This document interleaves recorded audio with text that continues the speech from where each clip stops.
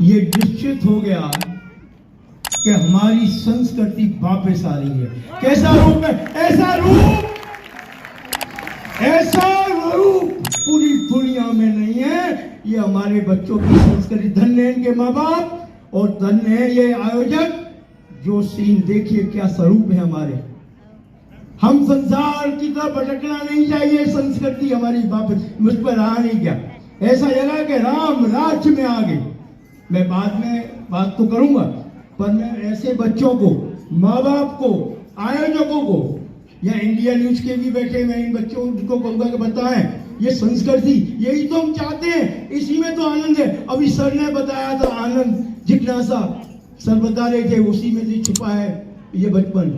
और इनको ये सर ने बहुत बड़ा, और ये बचपन से ही अगर हम बन गए तो हमारा हिंदुस्तान, जिसको हम कहना चाहते हैं कि राम राज, दैहिक दैविक भौतिक तापा, राम राज नहीं काहू व्यापा। हमें कोई जरूरत नहीं पड़ेगी अगर बच्चे हमारे इस तरीके से गुणवान हो जाएंगे। जय सिया राम।